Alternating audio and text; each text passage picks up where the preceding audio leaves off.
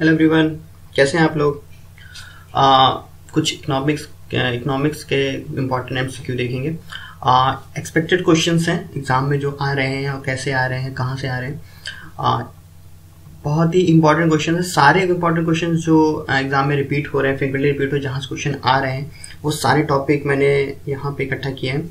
लोगों को, काफ़ी स्टूडेंट्स को, काफ़ी कैंडिडेट्स को इकोनॉमिक टफ लगती है। अब है तो लगेगी भाई, इकोनॉमिक टफ है ही है, ठीक है। तो टफ लगती है लेकिन बोरिंग नहीं है। अगर देखिए, मैं यहाँ पे आपको क्वेश्चन बताऊंगा, काफ़ी थोड़ा लंबा वीडियो हो सकता है। वो सारे क्वेश्चंस मैंने लिए, लेकिन मैं ऐसे आपको पढ़ाने की कोशिश करूँ जिसको आपको बोरियत नहीं महसूस होगी, आपको इंटरेस्ट आएगा, ठीक है। इकोनॉमिक्स के सारे इंपॉर्टेंट क्वेश्चन जो आपके आने वाले एग्जामों में आ सकते हैं, वो सब कुछ मैं यहाँ लेके आया हूँ, ठीक है। सब यहाँ शुरू करेंगे और सारे इंपॉर्टेंट क्वेश्चन से कोई भी ऐसा नहीं है कि इम्पोर्टेंट नहीं है, क्योंकि क्वेश्चंस यहाँ से आते हैं, कैसे आते हैं, वो सब कुछ मैं आपको दिखाने वाला हूँ, ठीक है। और इससे पहले अगर आपने मेरे चैनल को सब्सक्राइब नहीं किया, प्लीज डू सब्सक्राइब। बस गाही एजुकेशन में आपको सारे नोटिफिकेशन, सारे कट ऑफ और सारे शॉर्टकट्स और सारे इंपॉर्टेंट एमसीक्यू यहाँ पे मिल जाएंगे, ठीक है। चलिए शुरू करते हैं, पहला क्वेश्चन लेते हैं। चलिए, पहला क्वेश्चन कहता है, national sample survey organisation was established. National sample survey organisation NSSO, पहला क्वेश्चन से दिमाग में आता है किस मिनिस्ट्री के तहत आता है। ये क्वेश्चन अभी कुछ दिन पहले आया था कि स्टेट गवर्नमेंट के एग्जाम में, कि NSSO किस मिनिस्ट्री के तहत आता है, अंडर किस मिनिस्ट्री में आता है। तो मिनिस्ट्री ऑफ स्टैटिक्स में आता है, ठीक है ये। और दूसरा क्वेश्चन यहाँ से बनता है कि इसका हेडक्वार्टर कहाँ है। तो इसका हेडक्वार्टर है कोलकाता में। दो चीजें बहुत इंपॉर्टेंट है, इसका हेडक्वार्टर है कोलकाता में, ठीक है। और दूसरा किस मिनिस्ट्री तहत आता है, तो मिनिस्ट्री ऑफ स्टैटिक्स के तहत ये आता है NSSO।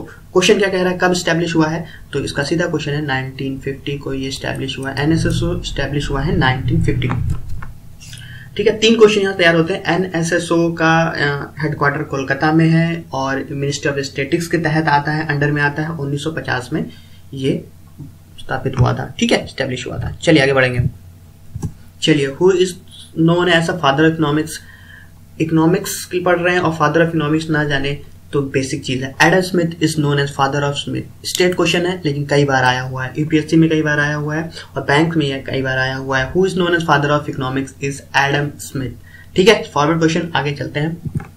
Headquarter of the world trade organisation, देखिए ये भी बहुत इंपॉर्टेंट क्वेश्चन है और यहां से भी कई ब्रांचें बनती हैं। WTO वर्ल्ड ट्रेड ऑर्गेनाइजेशन, ये पूरे वर्ल्ड का ट्रेड का ऑर्गेनाइजेशन है, मतलब व्यापार को लिए ऑर्गेनाइजेशन है ये। 2-3 क्वेश्चन बनते हैं यहाँ पे। पहला क्वेश्चन, WTO का पुराना नाम क्या था, सबसे पहला क्वेश्चन। तो GATT 1995 तक इसका नाम ये था, GTA, general agreement of traffics and trade, ठीक है। General agreement of traffic and trades इसका नाम था 1995 तक। ये 1995 तक इसका नाम ये था। 1995 में इसका नाम GATT था, general agreement of traffic and trades था। और 1995 में इसका नाम चेंज करके WTA वर्ल्ड ट्रेड ऑर्गेनाइजेशन कर दिया गया। इसका हेड ऑफिस है जिनेवा में, ठीक है। ये क्वेश्चन SSC पिछले साल 2015 में आया था ये, कि वर्ल्ड ट्रेड ऑर्गेनाइजेशन का हेडक्वार्टर कहाँ पे है। GATT से WTO किस साल हुआ, 1995। ये क्वेश्चन तो बहुत बार आया। वर्ल्ड ट्रेड ऑर्गेनाइजेशन की स्थापना कब हुई, मतलब वर्ल्ड ट्रेड ऑर्गेनाइजेशन कब बना, तो 1995 में। और इसका पुराना नाम क्या था, GATT का, ठीक है। ये 2 क्वेश्चन बहुत फेमिलियर हैं। जैसे SSC पिछले साल ये आ गया था कि इसका हेडक्वार्टर कहाँ है, तो इसका हेडक्वार्टर है जिनेवा में, ठीक है। चलिए आगे बढ़ेंगे, ये क्वेश्चन देखते हैं। Which one of the following is a banker of the bank? Banker of the bank, bankers of the banks, इसका मतलब समझते हैं। हमें लोन कौन देता है, bank.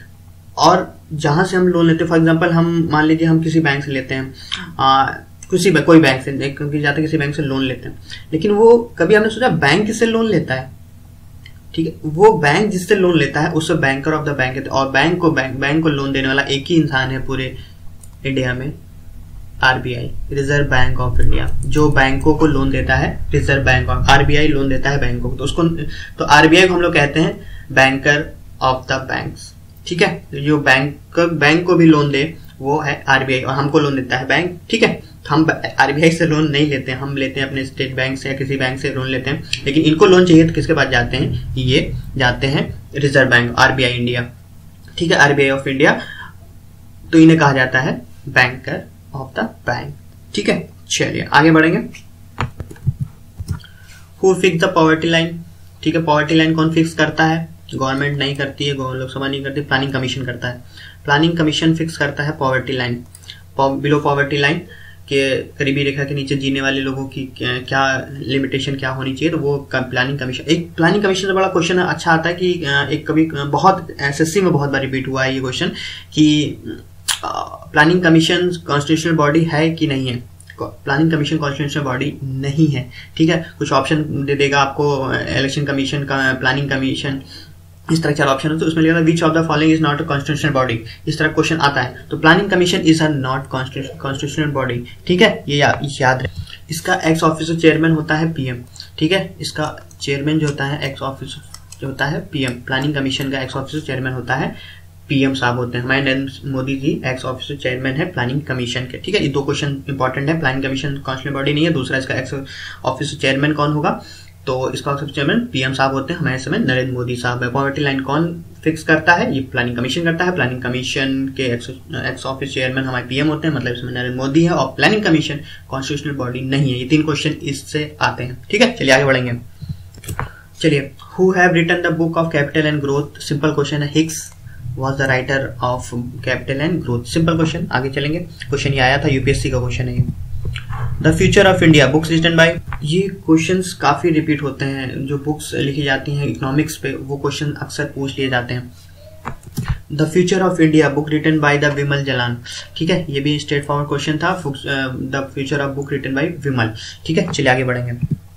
The executive head of the state government is, executive head कौन होता है स्टेट गवर्नमेंट का, तो वो सिंपल सा क्वेश्चन है, वो होता है गवर्नर, ठीक है। अच्छा, एक क्वेश्चन और आता है, क्वेश्चन अभी कुछ दिन पहले मैंने देखा था, एक एग्जाम में आया हुआ था कि अगर जिसपे कहते हैं ना राष्ट्रपति शासन लगा हुआ है स्टेट पे, तो राष्ट्रपति शासन लगा हुआ है, मान लीजिए किसी स्टेट, जब कुछ में झारखंड पे लगा हुआ था, तो झारखंड में अगर राष्ट्रपति शासन लगा हुआ है तो उसको जो स्टेट है उसको गवर्न कौन करता है, ये क्वेश्चन आता है। कहने को राष्ट्रपति शासन है तो राष्ट्रपति आके वहां पे गवर्न नहीं करते हैं, उनके भी हाथ पे करते हैं गवर्नर, वहां का जो गवर्नर होता है उस समय बागडोर उसके हाथ में आ जाती है। तो ये क्वेश्चन वहां आया हुआ था कि अगर कहीं राष्ट्रपति शासन लगा है तो उसमें रेख देख किसके, पीएम नहीं है तो पीएम के बाद राष्ट्रपति शासन लगा तो राष्ट्रपति नहीं आके वहां देखता है, उसके बिहाफ पे देखता है गवर्नर, वहां का काम और सारा जो एक्टिविटीज होती है वो गवर्नर देखता है, ठीक है। तो ये क्वेश्चन आया हुआ था, मैंने बता दिया। तो executive head of the government जो होता है, स्टेट गवर्नमेंट होता है, वो होता है गवर्नर, ठीक है। पॉलिटिक्स क्वेश्चन कहाँ से आ गया चलिए, on which position India is we, if we talk about production, हम सब्जियों की बात करें, वेजिटेबल की बात करें तो हम 2nd नंबर पे आते हैं, ठीक है। 1st नंबर पे है, एक ही इंसान हो सकता है, चाइना, पहला चाइना है, दूसरा हम है, वेजिटेबल्स जो सबसे ज्यादा ग्रोथ करता है, वेजिटेबल चाइना के बाद हम है। देखिए हम लोग बहुत चीजों पे नंबर 1 नंबर 2 पे हैं। पता है आपको सबसे ज्यादा मिल्क कहाँ होता है, इंडिया में होता है। पता है सबसे ज्यादा आपको फाइबर कहाँ होता है, रॉ फाइबर इंडिया में होता है। सबसे ज्यादा शुगर कहाँ होता है, हम शुगर केन, गन्ना, 2nd नंबर पे हम है, फर्स्ट सेकंड। लेकिन प्रॉब्लम ये है कि हम लोग पॉपुलेशन में भी नंबर 2 पे ही हैं, ठीक है। तो हर चीज नंबर 2 पे है तो पॉपुलेशन में भी नंबर 2 पे है, तो इसलिए प्रोडक्शन, कंजप्शन सब कुछ यहाँ ज्यादा है। चलिए, तो क्वेश्चन कहता है on which position India if we talk about the production of vegetable. अगर वेजिटेबल की बात करें तो हम इंडिया किस नंबर पे, 2nd नंबर पे। मिल्क की बात करें नंबर 1 पे है, शुगर केन की बात करें नंबर 2 पे है, वीट या राइस की बात करें तो नंबर 2 नंबर 3 पे हम लोग आते ही आते हैं। हर चीज का प्रोडक्शन इंडिया में बहुत ज्यादा, तो कहते हैं कृषि प्रधान देश है हमारा देश, जो है कृषि प्रधान देश है। तुम लोग यहाँ वेजिटेबल्स और सब्जियां और फल फूल भर भर के होते हैं। चलिए आगे बढ़ेंगे और क्वेश्चन देखेंगे। Who has given big push theory, तो बिग पुश थ्योरी देने वाले थे आर रोडान, ठीक है, स्ट्रेट फॉरवर्ड क्वेश्चन। लेकिन ये बिग पुश थ्योरी, ये क्वेश्चन कई बार आया हुआ है, किसने ये बिग पुश थ्योरी किसने दी थी, तो आर रोडान ने दी थी, इसलिए क्वेश्चन यहाँ लिया गया है। चलिए आगे बढ़ेंगे। बैलेंस शीट क्या दिखाता है, एसेट्स लायबिलिटीज, एसेट्स और लायबिलिटी दोनों दिखाता है, संपत्ति और लायबिलिटीज ये दोनों का समावेश होता है। बैलेंस शीट होती है जो गवर्नमेंट प्रेजेंट करती है कि इतना कुछ कितना क्या क्या कंजप्शन है, क्या क्या प्रोडक्शन है, सब कुछ वो एक शीट पर प्रेजेंट होता है, उसको बैलेंस शीट कहते हैं, जिसमें एसेट्स और लायबिलिटीज दोनों होता है। तो हमारा आंसर होगा बोथ एसेट्स एंड लायबिलिटीज। ठीक है, चलिए आगे बढ़ेंगे। फिर एक important question, what is term of hot money? Hot money term is used for, hot money term किसके लिए इस्तेमाल किया जाता है? जो मनी इजिली आए और इजिली चले जाए उसके लिए हम लोग टर्म यूज करते हैं हॉट मनी। ठीक है, इकोनॉमिक्स का टर्म है ये। ठीक है, जिन्हें इकोनॉमिक्स नहीं आती है घबराए नहीं। ठीक है, ऐसा कुछ नहीं है। हॉट मनी कुछ टर्म्स होते हैं, जैसे हॉट मनी अभी बताया था, और ये पिछला जो क्वेश्चन था, ये टर्म जो होते हैं टर्म्स कभी कभी पूछ लिए जाते हैं। ठीक है, जैसे पॉलिटिक्स में जैसे 0 आवर और ये सब बताया ना, कट ऑफ कट लाइन क्या होता है, सब होता है। इसमें भी टर्म होते हैं जो टर्म इस्तेमाल किया जाता है। तो हॉट मनी किसे कहाँ इस्तेमाल किया जाता है, किस टर्म में इस्तेमाल किया जाता है? तो हॉट मनी होता है जब money which comes easily and go easily is term as hot money we use for. ठीक है, hot money we use for the money which comes easily and goes easily, उसको हॉट मनी के term में इस्तेमाल करते हैं। चलिए आगे बढ़ेंगे। सेल टैक्स, सेल टैक्स कौन सा टैक्स होता है? इनडायरेक्ट टैक्स होता है। ठीक है, इनडायरेक्ट टैक्स में सेल टैक्स हो गया, कस्टम ड्यूटी टैक्स हो गया, इंश्योरेंस प्रीमियम टैक्स हो गया, एक्साइज ड्यूटी हो गया, गुड एंड सर्विसेज टैक्स हो गया। ये सब सेल टैक्स में इनडायरेक्ट टैक्स में आते हैं। तो सेल टैक्स में जो है वो इनडायरेक्ट टैक्स है। डायरेक्ट टैक्स आपका इनकम टैक्स हो गया, कॉर्पोरेशन टैक्स हो गया, कैपिटल गेन टैक्स हो गया, स्टैम्प ड्यूटी टैक्स हो गया, लैंड टैक्स हो गया, ये सब वेल्थ टैक्स हो गया, ये सब आपका डायरेक्ट टैक्स में आता है। तो ये डायरेक्ट इनडायरेक्ट टैक्स से क्वेश्चन हर बार एग्जाम में बनी जाता है। तो सेल टैक्स जो है इनडायरेक्ट टैक्स है। ठीक है, इनडायरेक्ट टैक्स हमने बताया कस्टम होते हैं, एक्साइज होता है, स्टैम्प ड्यूटी टैक्स कस्टम होता है, इंश्योरेंस प्रीमियम टैक्स होता है, गुड्स एंड सर्विस टैक्स, बहुत सारे होते हैं, सब ये भी देख लीजिए। तो सेल टैक्स क्वेश्चन कई बार आया हुआ है, एसएससी में भी आया हुआ है, यूपीएससी में भी आया हुआ है। तो sale tax is a indirect tax. चलिए, which industry is the largest, सबसे ज्यादा लार्जेस्ट इंडस्ट्री इंडिया में कौन सी है? तो वो टेक्सटाइल इंडस्ट्री। तकरीबन 14% इंडस्ट्रीज कवर करता है टेक्सटाइल इंडस्ट्रीज। ठीक है, और इससे काफी क्वेश्चन आते हैं टेक्सटाइल इंडस्ट्रीज में। आपको पता है 350 लाख, अराउंड 350 लाख ये लोगों को रोजगार देता है, इसने दे रखा है इंडिया में। At present 350 lakh textile industry रोजगार दे रही है। ठीक है, और बहुत सारे क्वेश्चन आते हैं टेक्सटाइल इंडस्ट्री सबसे ज्यादा कौन सी है, कहाँ पे पहली टेक्सटाइल इंडस्ट्री सेटअप की गई थी, किसने की थी। ठीक है, देखिए टेक्सटाइल जो है वो सबसे ज्यादा जो टेक्सटाइल इंडस्ट्रीज हैं वो कॉटन्स की हैं। ठीक है, सबसे ज्यादा कॉटन्स की हैं। और पहली इंडस्ट्री जो सेटअप की गई थी वो बॉम्बे में की गई थी 1854 में बाय पारसीज मर्चेंट आए थे, तो उन्होंने किया था। 1854 में पहला बॉम्बे में टेक्सटाइल इंडस्ट्री सेटअप की गई थी। इससे क्वेश्चन आता है, हिस्ट्री से आता है, लेकिन ये क्वेश्चन इनसे भी आते हैं।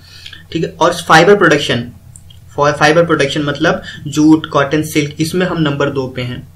हमने कहा था ना, कभी क्वेश्चन आए हम नंबर 1, नंबर 2 पे, 1 पे तो मुश्किल है, 2 या 3 पे रहते ही रहते हैं। तो फाइबर प्रोडक्शन में मतलब कॉटन, जूट और सिल्क में हम पूरे वर्ल्ड में नंबर 2 पे हैं प्रोडक्शन में। ऐसा talking as we are talking about production, तो हम नंबर 2 पे आते हैं। ठीक है, तो यहाँ से बहुत सारे क्वेश्चन है। लार्जेस्ट सबसे ज्यादा टेक्सटाइल इंडस्ट्रीज हैं इंडिया में, और बॉम्बे में पहली कॉटन टेक्सटाइल इंडस्ट्री सेटअप की थी 1854 में पर्शियन मर्चेंट ने किया था। पर्शियन मर्चेंट जो आए थे, पारसीज मर्चेंट के। सेकंड फाइबर प्रोडक्शन है पूरे इंडिया में, हम लोग नंबर 2 पे हैं फाइबर प्रोडक्शन के मामले में। ठीक है, रॉ जूट के मामले में नंबर 1 पे हैं, और फाइबर प्रोडक्शन कॉटन और इसकी बात करें सिल्क की तो नंबर 2 पे हैं। ठीक है, चलिए आगे बढ़ेंगे। ये क्वेश्चन कई बार एसएससी में आया है। अबीद हुसैन कमेटी किसके लिए है? तो स्मॉल इंडस्ट्रीज के लिए है। ठीक है, सबसे direct question Abid Hussain committee किसका है? तो स्मॉल इंडस्ट्रीज के लिए है। ठीक है, चलिए आगे बढ़ेंगे। ये क्वेश्चन देखते हैं। Iron steel industry setup in India in the year, iron steel industry लगाई गई थी सबसे पहले 1870 में। ठीक है, 1870 में। कभी कभी ये पूछ लेता है, क्वेश्चन आ जाता है कि कहाँ पे। ठीक है, पहले आयरन स्टील इंडस्ट्री 1870 में कहाँ पे लगी थी? तो कुल्ती जगह है, कुल्ती। ये कहाँ पड़ता है? ये पड़ता है वेस्ट बंगाल में। ठीक है, कुल्ती वेस्ट बंगाल में पहली आयरन स्टील से 1870 में सेटअप की गई थी। ठीक है, चलिए आगे बढ़ेंगे। What is FEMA? ये क्वेश्चन व्हाट इज फीमा, ये क्वेश्चन तो बहुत बार आया हुआ है बैंकर की, तो बैंक्स में काफी बार क्वेश्चन आया। Foreign exchange management act is known as FEMA. Foreign exchange management act. कभी कभी पूछ लेता है कि ई का मतलब क्या है? E stand for, in FEMA E stand for तो एक्सचेंज है। ठीक है, एफ स्टैंड फॉर फॉरेन है, M stand for management, A for act. ठीक है, तो ये क्वेश्चन कई बार आया था, इसलिए क्वेश्चन फीमा स्टैंड व्हाट इज फीमा? तो फीमा है फॉरेन एक्सचेंज मैनेजमेंट। कब ये आया था? ये भी क्वेश्चन कभी आ जाता है, तो ये आया था ये भी नोट कर लीजिए। जुलाई 2000 में जुलाई 2000 में फीमा इंट्रोड्यूस हुआ था इंडिया में, ठीक है। चलिए आगे बढ़ेंगे। International monetary fund IMF was established. देखिए भी क्वेश्चन बहुत इंपॉर्टेंट है, यूएनओ से है। इंटरनेशनल मॉनेटरी फंड कब एस्टैब्लिश हुआ था? तो इसका सिंपल क्वेश्चन का सिंपल जवाब है 27 दिसंबर 1945 को IMF जो है इस्टेब्लिश हुआ था, इंटरनेशनल मॉनेटरी फंड। ये यूएनओ का, यूनाइटेड नेशन ऑर्गेनाइजेशन का एक पार्ट है। तो इंटरनेशनल मॉनेटरी फंड 27 दिसंबर 1945 को इंट्रोड्यूस किया था। लेकिन एक क्वेश्चन और आ जाता है कभी कभार कि इसका हेडक्वार्टर कहाँ है, तो वो भी आपको जानना जरूरी है। इसका हेडक्वार्टर लिख लीजिए, वॉशिंगटन DC में है, ठीक है। वॉशिंगटन DC में इसका हेडक्वार्टर है। वो भी क्वेश्चन अक्सर अधिकतर पूछा जाता है, SSC में तो कई बार पूछा गया इंटरनेशनल मॉनेटरी फंड का हेडक्वार्टर कहाँ है, तो वॉशिंगटन DC में है इसका हेडक्वार्टर। और स्टैब्लिश अगर पूछा जाए स्टैब्लिश कब हुआ, तो 27 दिसंबर 1945 को, ठीक है। Which Indian got Nobel prizes for economics? तो ये तो बहुत सिंपल क्वेश्चन है और कई बार आया है, अमृत सेन, ठीक है, अमृत सेन। और अच्छा, एक क्वेश्चन कभी भी आता है, इनको भारत रत्न भी दिया गया था। भारत रत्न किस साल में दिया गया था? वो क्वेश्चन भी बहुत इंपॉर्टेंट है, तो वो भी नोट कर लीजिए। भारत रत्न जो इनको दिया गया था, इनको 1999 में दिया गया था। और एक क्वेश्चन और ये से बनता है कि नोबेल प्राइजेस किस साल में दिए गए थे इनको? जो नोबेल प्राइज मिला था इकोनॉमिक्स के लिए अमृत सेन को, तो किस साल में दिया गया था? तो वो दिया गया था 1998 में। 1998 में। दो क्वेश्चन यहाँ से भी बन जाते हैं, कभी बार पूछ लेता है नोबेल प्राइजेस किस साल में दिए गए थे, तो वो 1998 है। और ये तो बहुत इजी क्वेश्चन, क्योंकि बहुत बार आया कि इकोनॉमिक्स से एक ही आदमी इंसान है जो इंडिया से जाना जाता है, अमृत सेन है, ठीक है। तो उनको अमृत सेन को नोबेल प्राइज से 98 मिला था। भारत रत्न भी दिया गया था उनको, वो है 1999 में। दो क्वेश्चन अलग से यहाँ से बन जाते हैं। CV रमन हम सभी जानते हैं, मदर टेरेसा, ये भी कॉमन ही है। The bank which has highest number of branches in the world? तो हाईएस्ट नंबर ऑफ ब्रांचेस किस स्टेट बैंक, मतलब किस इंडियन बैंक की है? तो स्टेट बैंक, SBI जिसे हम कहते हैं। SBI की सबसे ज्यादा ब्रांचें हैं। अगर अराउंड द वर्ल्ड बात करें, इंडिया की कौन से बैंक की ब्रांचें हैं? ये क्वेश्चन IBPS में फ्रीक्वेंटली बहुत बार रिपीट हुआ है और काफी बैंकों में भी आया भी है। तो ये क्वेश्चन लेना बहुत जरूरी था कि इंडिया का सबसे ज्यादा ब्रांचें किस बैंक की हैं? तो वो SBI है, स्टेट बैंक ऑफ इंडिया। चलिए आगे बढ़ेंगे। Imperial bank of India was olden age, तो इंपेरियल बैंक कहा जाता था SBI को। SBI का पुराना नाम था इंपेरियल बैंक ऑफ इंडिया। तो एक क्वेश्चन आता है, imperial bank instead of SBI में कब कन्वर्ट हुआ, किस ईयर में? तो ये है 1955 में। 1955 में इंपेरियल बैंक को हमने SBI इंडिया का नाम दे दिया, ठीक है। इसका हेडक्वार्टर कहाँ है? SBI का हेडक्वार्टर कहाँ है? ये भी क्वेश्चन, तो इसका हेडक्वार्टर है मुंबई में, ठीक है। चलिए आगे बढ़ेंगे।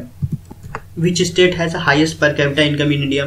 तो पर कैपिटा इनकम क्या होती है, पहले ये समझने की कोशिश करते हैं। पर कैपिटा इनकम होती है, अगर पर कैपिटा इनकम होती है इनकम, ठीक है, total income, total income upon total population,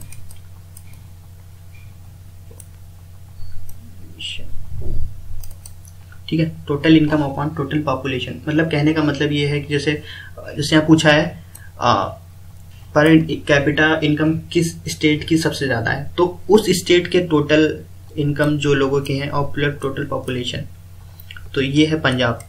सही आंसर है पंजाब। टोटल इनकम सबसे ज्यादा जो किस स्टेट की है, तो वो पंजाब की है।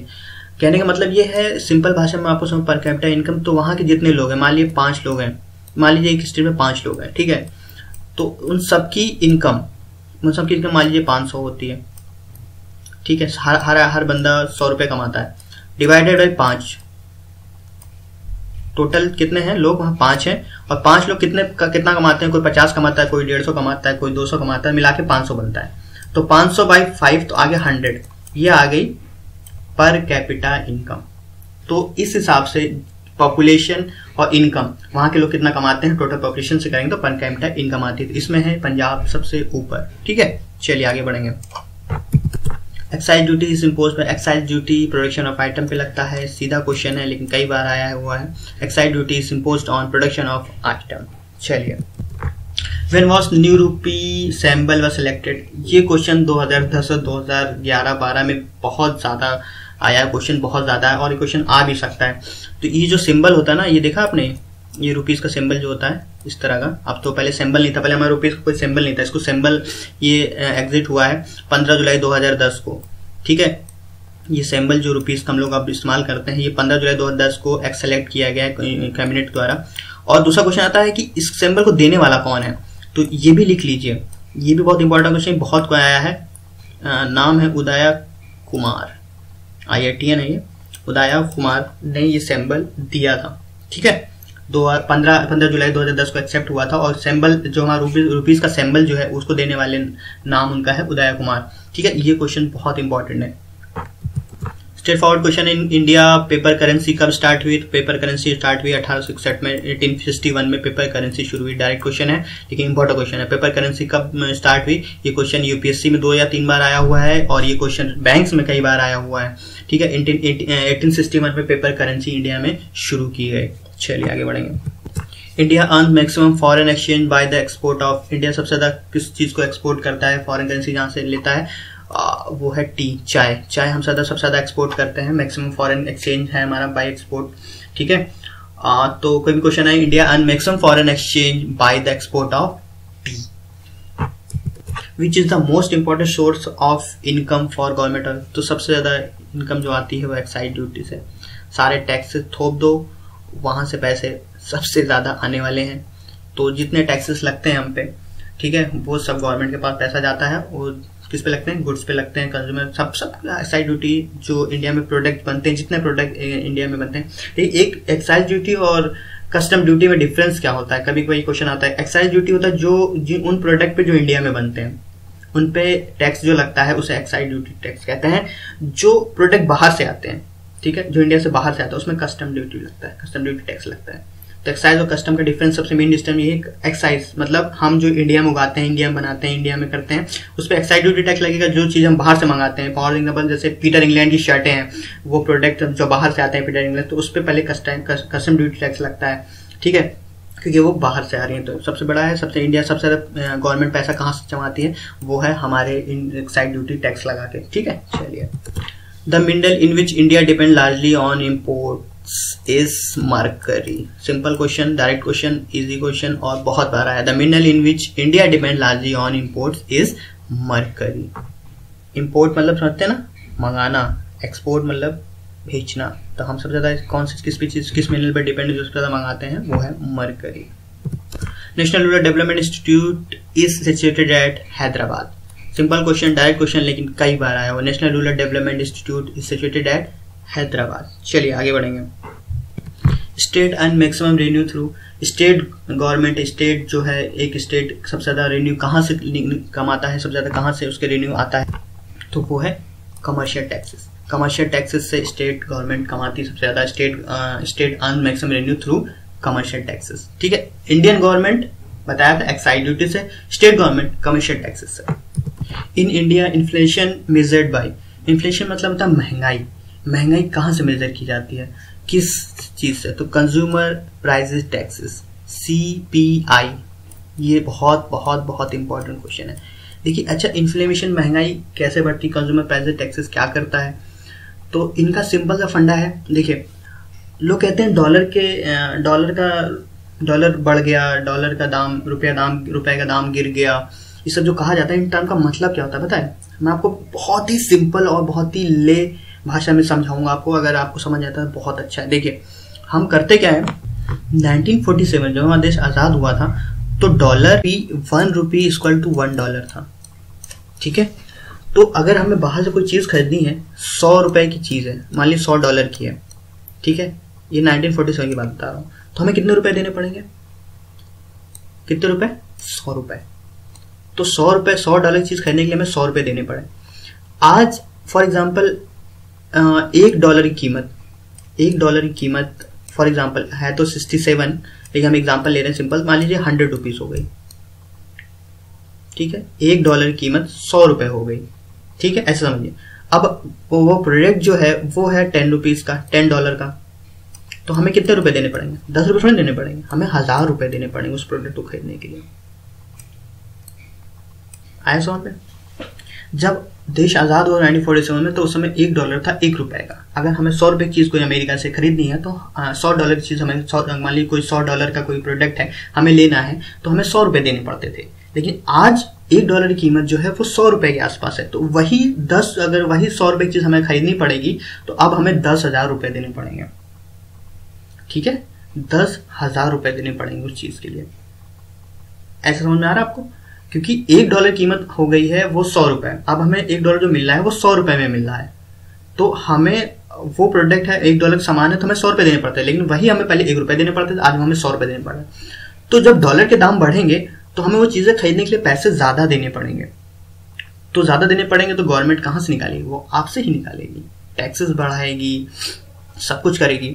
तो इंडियन करेंसी और फॉरेन करेंसी के तालमेल बैठाता है उसका है कंज्यूमर प्राइसेस इंडेक्स। ये काम करता है कंज्यूमर प्राइसेस इंडेक्स। महंगाई बढ़ना मतलब जो बाहर के सामान है, बाहर से मंगा रहे हैं, वो कहीं ना कहीं महंगा हो गया है, मतलब डॉलर जो है वो रुपए के मामले में मजबूत हो रहा है सादा, मतलब वो कह रहे हैं हमें 100 रुपए दो तो हम आपको $1 देंगे, तो इससे क्या होगा? हमें सामान ज्यादा महंगी खरीदनी पड़ेगी, हमें हमारे देश में क्या कहते हैं वो महंगाई बढ़ती। महंगाई क्यों बढ़ती? क्योंकि अब हमें ज्यादा टैक्सेस देने पड़ेंगे, क्योंकि वो चीज हमें चाहिए। जैसे पेट्रोल है, पेट्रोल हम बाहर से मंगाते हैं तो पेट्रोल भैया वो कहेंगे हम इतने देंगे, तो आपको तो चाहिए ना पेट्रोल, आपको मंगाना ही पड़ेगा, तो आपको पैसे ज्यादा देने पड़ेंगे। ठीक है, तो इन सब का जो तालमेल होता है फॉरेन करेंसी का कंज्यूमर प्राइसेस इंडेक्स करता है। ठीक है, ये इंपॉर्टेंट चीज है, इंपॉर्टेंट क्वेश्चन था। चलिए आगे बढ़ेंगे। अब कुछ जल्दी डायरेक्ट क्वेश्चन देखेंगे। एक्सपोर्ट और इंपोर्ट बैंक कब स्टैब्लिश हुआ था? तो 1982 को। सिंपल क्वेश्चन है। ठीक है, आगे बढ़ेंगे। नाबार्ड कब स्टैब्लिश हुआ था? ये भी 1982 है। National bank of agriculture and rural development, कभी कभी इसका फुल फॉर्म पूछ लिया जाता है। ए का फुल फॉर्म पूछ लेंगे। नाबार्ड में ए स्टैंड फॉर, मतलब fourth A stand for, R stand for, D stand for, ये भी पूछ लिया था। नाबार्ड का फुल फॉर्म भी आपको याद होना चाहिए, national bank of agriculture and rural development, ये तो याद ही मुझे 1982 में स्टैब्लिश हुआ था। ठीक है, नेशनल हाउसिंग बैंक स्टैब्लिश हुआ था 1988 को। ठीक है, नेशनल हाउसिंग बैंक स्टैब्लिश हुआ था 1988 को। ये क्वेश्चन बहुत बार आया है, लाइफ LIC का एग्जाम में जाता है उसमें कई बार आया है। लाइफ इंश्योरेंस कॉर्पोरेशन LIC कब स्टैब्लिश हुआ था? 1956 को। ये सब क्वेश्चन बहुत इंपॉर्टेंट है। 1956 को LIC स्टैब्लिश हुआ था। जनरल इंश्योरेंस कॉर्पोरेशन GIC कब स्टैब्लिश हुआ था? GIC स्टैब्लिश हुआ था आपका जुलाई में 1972, नवंबर में 1972 को, नवंबर 1972 को GIC स्टैब्लिश हुआ था, जनरल इंश्योरेंस कॉर्पोरेशन। ठीक है, चलिए। Reserve bank of India establish कब हुआ था? ये भी बहुत इंपॉर्टेंट क्वेश्चन। 1 अप्रैल 1935 को स्टैब्लिश हुआ था, लेकिन इसको नेशनलाइज कब किया गया था? ये क्वेश्चन, दो क्वेश्चन आते हैं। RBI स्टैब्लिश कब हुआ था? तो 1 अप्रैल 1935 को हुआ था, और नेशनलाइज हुआ था ये 1 जैन को, 1 जैन 1949 को ये नेशनलाइज हो गया था। इसको गवर्नमेंट ने एक्सेप्ट कर लिया था ऐसा नेशनल बैंक के हिसाब से। ठीक है, 1 जैन 1949 को नेशनलाइज हुआ था, स्टैब्लिश हुआ था 1 अप्रैल 1990। क्वेश्चन बहुत बार आया हुआ है। बैंकिंग रेगुलेशन एक्ट कब पास हुआ था? तो 1949 में ही पास हुआ था, जिस साल में RBI एक्सेप्ट हुआ था। तो banking regulation act was pass in 1949। First regional rural bank, पहला रीजनल रूरल बैंक कौन सा था? कब आया था? कब एग्जिस्ट हुआ था? तो वो है 1975 में। था कौन सा? ये भी क्वेश्चन कभी आ जाता है। तो क्वेश्चन था, पहला रूरल बैंक था प्रथमा। ठीक है, प्रथमा is the first rural bank, और इसको किसने, मतलब किसके बिहाफ पे आया था? सिंडिकेट बैंक के बिहाफ पे। ठीक है, क्योंकि रूरल बैंक होते हैं किसी ना किसी बैंक से अटैच्ड होते हैं, वो उनका कुछ अपना वजूद नहीं था, किसी बैंक से वो अटैच होके आते हैं। जैसे कोई भी बैंक लीजिए, इलाहाबाद ग्रामीण बैंक जो होता है, तो इलाहाबाद बैंक उसको करता है, प्रोड्यूस करता है। तो वैसे प्रथमा बैंक, पहला रूरल बैंक 1975 में आया था, रीजनल रूरल बैंक, और उसको जो उसका करता रहता था वो सिंडिकेट बैंक था। तो क्वेश्चन आते हैं, पहला क्वेश्चन कौन सा पहला रीजनल रूरल बैंक कौन सा था? तो प्रथमा बैंक था, और 1975 में आया था, और इसके पीछे खड़ा होने वाला कौन सा बैंक था? सिंडिकेट बैंक, इसका लाने वाला सिंडिकेट बैंक था। IDBI कब आया? ये भी बहुत सिंपल क्वेश्चन, इजी क्वेश्चन, 1964 में आया। अगर हेडक्वार्टर पूछे तो हेडक्वार्टर कहाँ है IDBI का? तो ये है मुंबई में। ठीक है, मुंबई में इसका हेडक्वार्टर है। 1964 में IDBI स्टैब्लिश हुआ। SIDBI कब आया? Small industry development. देखिए ये इसका भी बहुत इंपॉर्टेंट है, इसका कभी कभी फुल फॉर्म आ जाता है। I stand for, S stand for, D stand for. तो स्मॉल इंडस्ट्री डेवलपमेंट बैंक जो है SIDBI जिसे हम कहते हैं, वो एग्जिस्ट हुआ 1989 में। ये क्वेश्चन बहुत बार बैंक में आया हुआ है। What is NSSO? पहला ही क्वेश्चन ने लिया था, नेशनल सैंपल सर्वे ऑर्गेनाइजेशन। ठीक है, ये बहुत इंपॉर्टेंट क्वेश्चन है। NSSO कई बार क्वेश्चन आया, ये भी क्वेश्चन कई बार, नेशनल सैंपल सर्वे ऑर्गेनाइजेशन। ठीक है, इसको याद कर लीजिए। ग्रीन रेवोल्यूशन स्टार्टेड, ये भी क्वेश्चन कई बार आया है, ये क्वेश्चन बहुत इंपॉर्टेंट है। तो ये आया था 1960-67 में आया था। इसको लाने वाला कौन था? बर्लॉग। ठीक है, ये भी बहुत इंपॉर्टेंट है। ठीक है, ग्रीन रेवोल्यूशन लाने वाला आदमी था बर्लॉग, और आया था 1966-97 में ग्रीन रेवोल्यूशन आया था, और इनको नोबेल प्राइजेस मिला था इस चीज़ के लिए। वो किस साल में मिला था? वो मिला था 1970 में, ये भी इंपॉर्टेंट है। 1977 में ग्रीन रेवोल्यूशन के लिए बर्लॉग को नोबेल प्राइजेस दिए गए थे। अच्छा, इंडिया का कौन माना जाता है? इंडिया का ग्रीन रेवोल्यूशन बात करें किसका नाम आता है? स्वामीनाथन का। ठीक है, MS स्वामीनाथन का, ये भी याद रखिएगा। अगर इंडिया ग्रीन रेवोल्यूशन लाने वाला इंसान कौन था, तो MS स्वामीनाथन था। अगर ग्रीन सिर्फ और सिर्फ ग्रीन रेवोल्यूशन पूछा होगा तो 96-97 में आया था, बर्लॉग लाए थे, और 1970 में इनको इस चीज के लिए इनको नोबेल प्राइजेस भी दिए गए थे। ठीक है, चलिए नरेगा कब आया था? National rural employment guarantee programme act या प्रोग्राम कुछ भी कहिए, ये आया था 2005 में, 2 फरवरी 2005 में आया था। ठीक है, नरेगा, जिसे हम national rural employment guarantee programme भी कहते हैं, 2005 में। एक क्वेश्चन अभी बहुत पहले एग्जाम में आया था और बहुत फ्रिक्वेंटली ये आता है कि नरेगा मनरेगा में कब चेंज हुआ? Mahatma Gandhi national rural employment guarantee act में कब चेंज हुआ? तो ये चेंज हुआ 2 अक्टूबर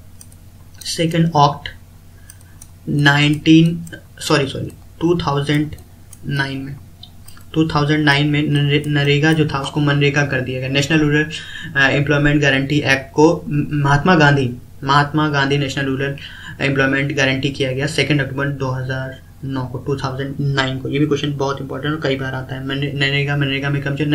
नरेगा जब आया 2005 में आया, मनरेगा आया 2009 में। ठीक है, चलिए the concept of economic planning is in India in derived from. Economic planning हमने कहाँ से लिया है, किस देश से लिया है? तो ये क्वेश्चन है, ये हमने लिया है रशिया से, यूएसएसआर। रशिया नहीं, यूएसएसआर ही दिया होगा आपको ऑप्शन में। रशिया भी दे देता है कभी, कोई प्रॉब्लम नहीं है। यूएसएसआर से लिया है। ठीक है, और यूएसएसआर से और क्या क्या लिया है? 5 ईयर प्लानिंग ली है हमने। ठीक है, वो भी याद रखिए। फंडामेंटल ड्यूटीज हमारी यूएसएसआर से हैं। ठीक है, कॉन्करेंट लिस्ट हमने जो ऑस्ट्रेलिया से ली है, और यूके यूएस से तो लाइन ही लगी हुई है, वो हम बात नहीं करेंगे। यूएसएसआर से हमने लिया है इकोनॉमिक प्लानिंग, 5 ईयर प्लानिंग जिसे हम कह सकते हैं 5 year planning.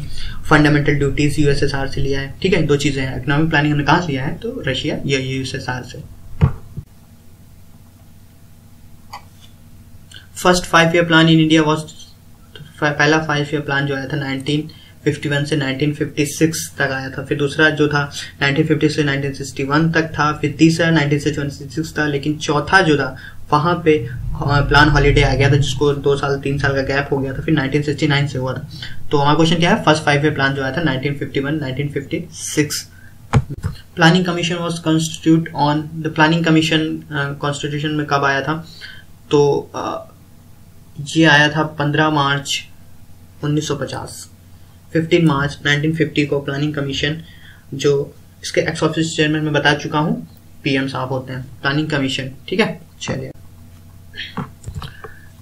The increase in oil seed production was due to, देखिए ये रिवोल्यूशंस बहुत आते हैं। कौन क्वेश्चन, जैसे फॉर व्हाइट रिवोल्यूशन होता है मिल्क के लिए, येलो हो गया ऑयल सीड्स का क्वेश्चन पूछ रहा है। ग्रीन हम सभी जानते हैं, ग्रीन तो ब्राउन रिवोल्यूशन होता है कोका और लेदर प्रोडक्ट के लिए। ठीक है, एग्रीकल्चर ग्रीन के लिए है। तो ऑयल सीड प्रोडक्शन वाइज हमारा आंसर होगा, वो होगा येलो रिवोल्यूशन। ठीक है, व्हाइट हो गया मिल्क के लिए, ग्रीन हमारा ग्रीन हमारा एग्रीकल्चर के लिए है, और ब्राउन हमारा कोका और लेदर्स के लिए है। ठीक है, चलिए आगे बढ़ेंगे। The progress in increase of fish production, fish production किसके रिवोल्यूशन के थ्रू आया? तो वो है ब्लू रिवोल्यूशन के थ्रू आया। व्हाइट येलो बता चुका, ऑयल सीड व्हाइट मिल्क के लिए, ब्राउन कोका और लेदर प्रोडक्शन के लिए। तो हमारा आंसर यहाँ पे होगा फिश के लिए है blue revolution. Which is not kharif crop, kharif is wheat is not a kharif crop. Direct question है लेकिन बहुत इंपॉर्टेंट। रबी और खारिफ और ये सब पढ़ लीजिएगा, सब क्वेश्चन यहाँ से आ ही जाते हैं। ठीक है, तो kharif is not, wheat is not a kharif crop. The data of estimate of India national income is issued by the central statistical organisation. ठीक है, डायरेक्ट क्वेश्चन है लेकिन important question. The data of estimation of India national income is issued by the central statistical organisation.